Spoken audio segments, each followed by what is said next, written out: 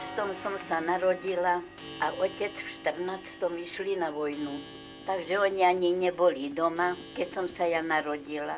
Telegram poslali im, že dievčatko sa im narodilo do Lučenca, bo tam narukovali. Tak prišli o týždeň domov, ale pešo, na 24 hodiny. Videli ma, ale sa hneď vrátili.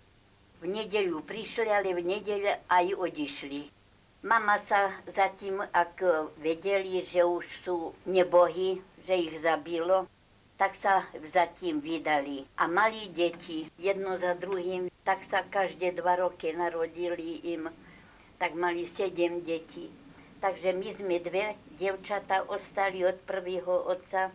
Nemali sme ani materinskú, ani otcovskú lásku. Trapenia bolo. No ja som potom vyrosla, šla som do školy, aj učila som sa, aj do školy ma zobral učiteľ pomáhať do kuchyni, riad poumievať, popraviť postele.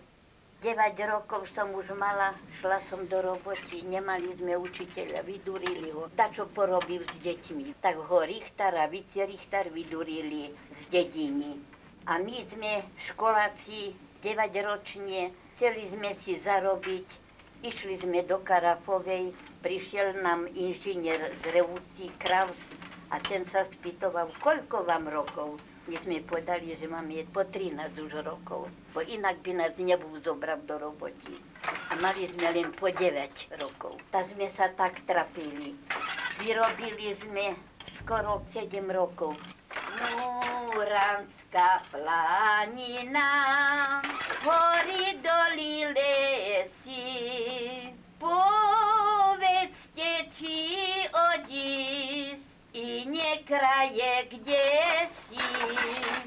Povedzte, či odísť iné kraje, kde si. Tých 7 rokov som vyrobila a potom hýbaj na vrchy sem na Muránskie. Na Brnovom prišiel sneh taký napadnú už v maju, že ja som bosa bola. Nemala som ani obuv. Tak mi z hronažení a z hutižení, tak mi vaľaničky a šurčky na nohy povrcali po snehu. Bieda bola. Slúžila som v Tornali. A mať mi napísali, dievča, príď domov, boli ti vo hľadí. Ešte som nemala celých ani 16 rokov. Prídem domov, mne sa Vera nepáčil. Prišiel, ulapil ma poza grk a ja som mu ruku očmarila, ako takové dievča sprostvo. To mladie tak si nevedia ešte uvedomiť. Sprostie sme boli. Porichtovali mi mama šati už aj na sobáš, aj na zavijanku. A ak som si na zavijanku prišívala gombičky, tak prišla jedna žena a tam mi povie, dievča, čiže sa ideš vydávať? Vieš čo, nevydaj sa. Večer pôjdeš o 11 spať a ráno o 2 staneš, bo to do krčmy. Mali aj obchod, aj krčmu. Prišli mama z Revúci a ja im podám, mamo, ja sa nejdem vydať. Odhovorili ma. A oni, musíš sa vydať, už si raz ľúbená, porichtované je všetko, musíš sa vydať. Oni ma len nutili a ja som raz nechcela ani počuť o výdaju. No na jedno príde mi sestra a povie mi, vieš čo, Hanko, keď som slúžila v Vardove, tak písali mi učiteľka, že aby si prišla ti ku ním slúžiť, že keď si doma.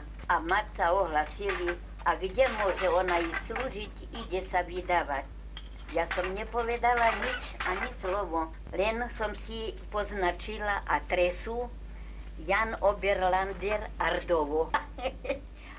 Tu Vera prešli také 3-4 dni, príde mi list, aby som prišla od nového roku, aj peniaze mi 20 korún poslali na vlak. No dobre, nepovedala som nič nikomu, len som šla do komory, porichtovala som si šati do jednej ladi, od spodku, aj každodenne, aj nedeľajšie šaty, zabalila do obrúsa, prišiel ten chlapec, stadial z krčmy a doniesol pol litra špiritusu, bo vtedy palenku nepredávali, ale špiritus.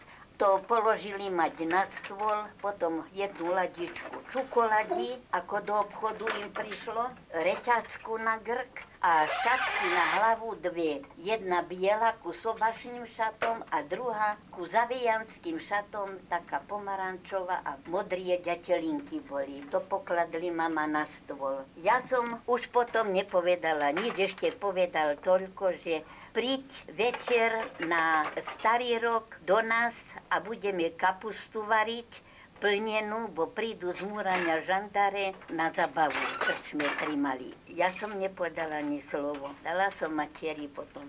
Mamo, ja pôjdem na zabavu a vy choďte kapustu variť do kuchyni namiesto mne. Tak oni išli a ja som na zabave tancovala. Ale ak prišlo 11 hodín preč, tak som bežela domov.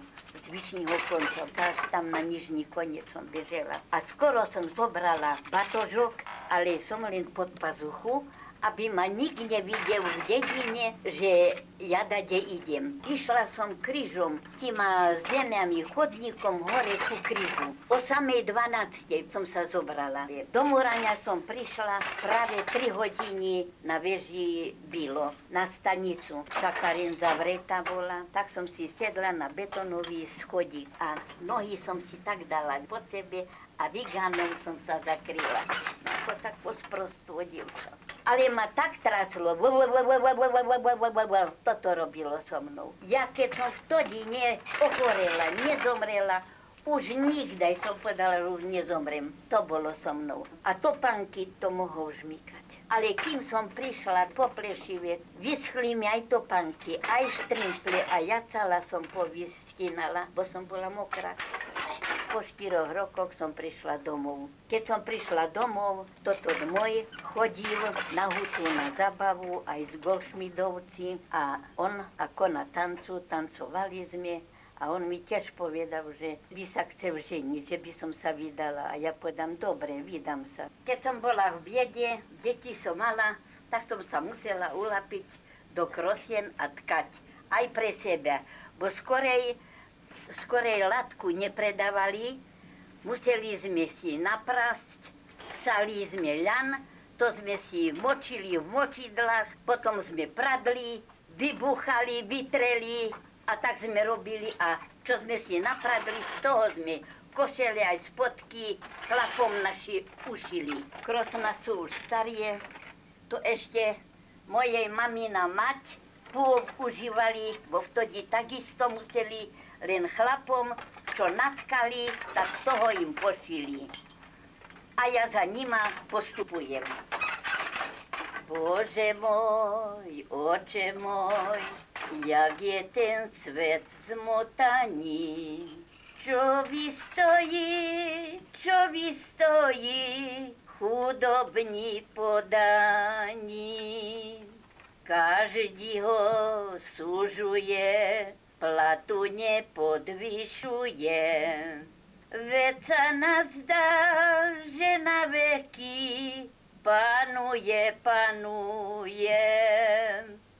Vy, pani zemení, my sme vaši podaní. My budeme v čiernej zemi, zrovnaní. Jak sedľak, tak aj pán, musia všetci umrieť. Musia všetci v čiernej zemi uhniti. Pánovia, za čo my vám robíme? Či to len za tú zem čiernu, čo po nej chodíme? Či to len za tú zem čiernu, čo po nej chodíme?